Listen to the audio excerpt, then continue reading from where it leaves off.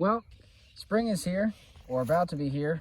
I don't know exactly when you want to say spring starts. I feel like spring has started in the southeast. I don't really care what the date is. Buds are swelling. The initial flowers are here. As you might have seen in my previous video, we've got daffodils and all sorts of spring flowers starting. Anyway, nursery work going on this time of year. I just dug up a bed of these red maples. It was I don't want to say a lot easier than I anticipated. It definitely went well.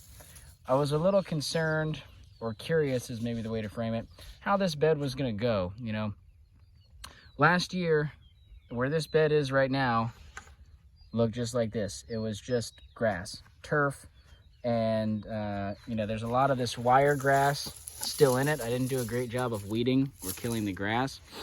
And I just plopped down 3 or 4 inches of leaf compost. And then on this side of the bed, you can see there's a bunch of black walnuts. I just put in black walnut seed. I don't know how those are going to dig yet. On this side, I transplanted in short red maple. Mostly short, somewhere over a little over a foot tall, somewhere only like 6 inches tall. Small bare root red maple went into this bed. And I kind of left it alone. I watered it occasionally in the summertime. I never set up any drip irrigation, or, you know, I just kind of squirted it with the hose here and there. We had some pretty rough droughts, and these trees did pretty good.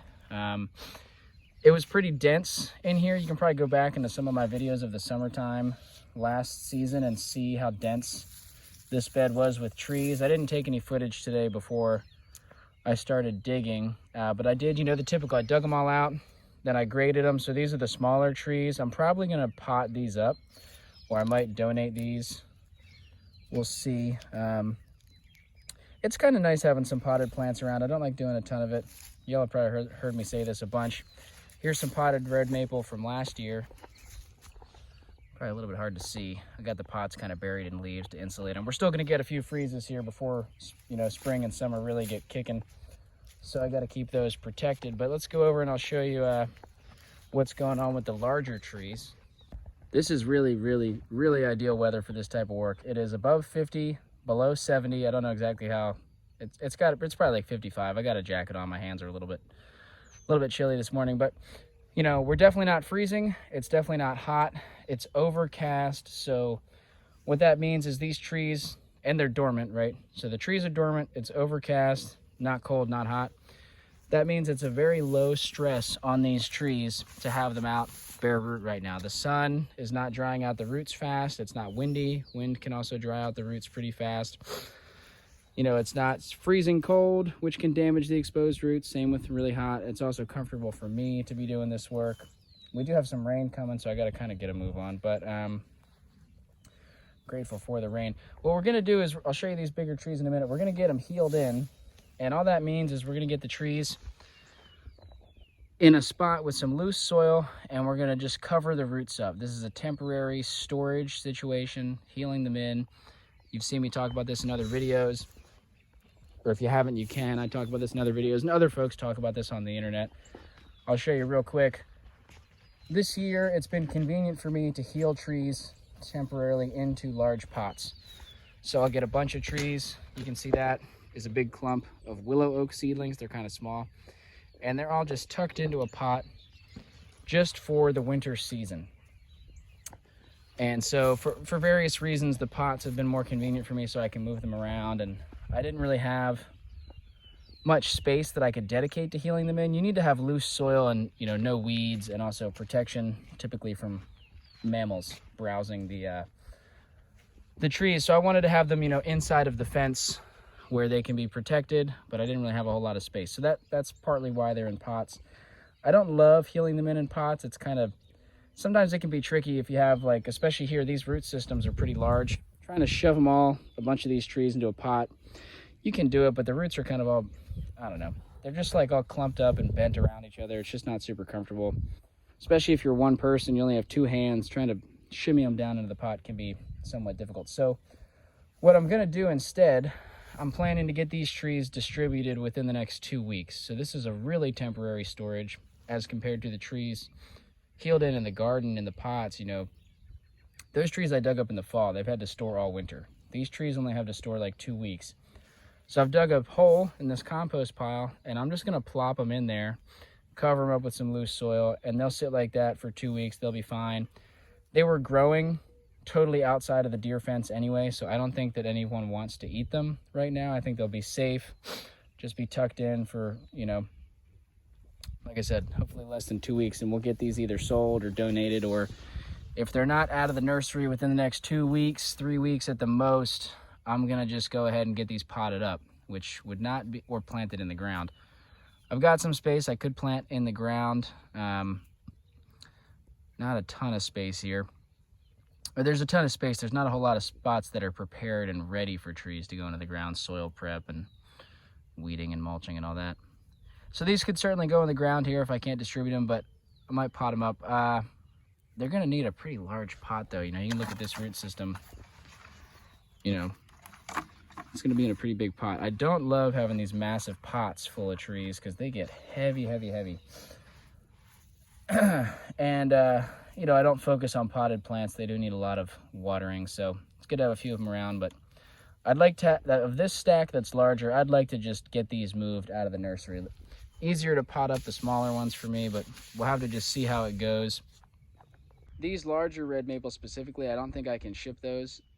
Maybe I could squeeze them in a box. The root systems are pretty big. They wouldn't fit in the boxes that I typically use. And if I really wanted to ship them, I'm sure I could figure out a way to do it. But I think it'd be better to just get those distributed to local folks. So we'll see if I can find people that want them. If not, I am set up, like I said, plant them, pot them. There's some groups that I work with that are doing big tree giveaways here in a few weeks, or maybe a month. I forget exactly when they are. End of March, April, something like that. Whatever, there's avenues to get these trees out to folks one way or another.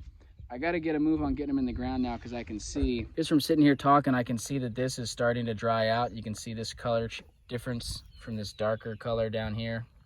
I don't know how well you can pick it up on the camera, but I can tell these are drying out. So I'm going to go get the bucket of water, bring it over here, give them a soak in the water, stick them right in. I'll show you what it looks like. You can see how they all filled up this hole pretty easily. And you can see roughly all of the trees are at the same height as far as, you know, this union where we go from root to shoot. We have most of those lined up roughly on these trees. You know, since this is just 2 weeks, we don't have to be super exact as long as all of the roots are buried.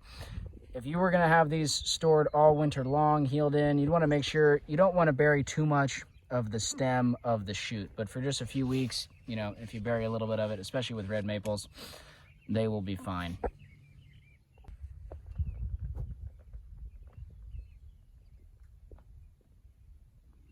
All right, they're both tucked in. Both little, got like 17 or 18 of the potted ones.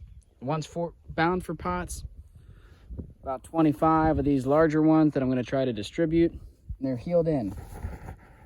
I'm a little bit dirty, but that's a pretty quick and dirty job, you know? Now, you saw me soaking them in the water before I put them in. It's also very important to water these trees in. This compost here it's not super dry, it's not super wet. It could use a little bit more moisture. It's almost always a good idea, unless the soil you're healing them into is sopping wet, it's always good to add some water. You definitely don't want to heal them into soil that's waterlogged, but you also really don't want these roots to dry out. So I am gonna, after I cut the video off, when I have both hands, either use this water or fill up the watering can and sprinkle some around. All right, well, got them all watered in and mulched in. There was one tree that I actually forgot to get healed in with the rest of them, so it's on its own. And that's pretty much all there is to it for that activity. I do think it's really important to mulch. All right, so the last part of this activity is just taking care of the bed. I don't really plan on growing any nursery stock in this bed this year. It's just, there's a lot of reasons why that's not gonna happen. You totally could. You know, the more that you grow in a bed, the more you'll improve the soil. By adding this leaf compost, this soil is reasonably loose. I mean, it was pretty easy to go in with the shovel and dig through. As you can see, the soil has pretty good structure. A lot of the sand and silts and clays have mixed in with the leaf compost. It's all kind of one thing now. One reason I don't want to do any more in this bed is that there are roots, big roots of established trees in here. That does make it kind of hard to dig. But so this is going to be probably perennials. You know, we have a persimmon, a grafted persimmon here. There's a little pawpaw over there. There's a wild plum on the other side of these walnuts. So once these walnuts come out, I'll probably plant some other sort of shrub right in here, or maybe just a cover crop for now. But that's not going to happen until spring, the rest of the planting. And either way, what I plant and what's already planted here in this season, they are by no means going to cover this entire space. And so what I'm going to do is I'm going to cover this soil with mulch. The mulch of choice today is leaves from a leaf bag. I do want to point out I did leave 2 maples in here. I kind of transplanted them. When I say left, I didn't leave them exactly in the spot they were growing in the bed, but I put 2 maples in here. They had a little bit of damage on the root system from me being too rough with the shovel. There's only 2 out of all those trees that had any real damage. They still had plenty of root left that I think they'll live, but I don't really feel good passing them on to a customer, and the root ball that is left is kind of larger than what I feel like dealing with for potting up. So I put 2 of them in the ground here, always hedging my bets. You know, there's a little pawpaw right here, right? Kind of see him, little itty bitty pawpaw right here. You can see it kind of got nibbled on. That's why I got this cage around it now, and with just some scrap fencing material. So pawpaw, persimmon, plum. There's no guarantee that any of these are going to make it. And so having something, it's always good to just have as many trees as possible, you know, and then once these trees get up above deer browse and nice and thick, then we can decide if all of them are still here, we could cut the maples back. But if the persimmons die, these maples are at least working to continue, you know, transitioning this space from abandoned field, abandoned yard into a little microclimate that's more conducive to supporting woody tree species. Plus, maybe I would just leave the maple here anyway. Maybe I wouldn't, you know, eventually cut it down. It's always good to have options, and I like having red maples. So, you know, spread some leaves down. This is a bit of a PSA. It is still totally leaf bag season. You know, leaf bag season down here kind of never ends. It starts in the fall. People do yard work sometimes in the winter. And then as we get into spring, it definitely kicks up again. People are doing spring cleanups. And so fall is probably the biggest season for leaves, but spring is a close second. I'm starting to see a lot of leaf bags out on the curb again. And so if that's something you're into, I do it a lot. It's free mulch. Leaves are lightweight. You know, they're easy to move around. They're an incredible mulch for growing trees.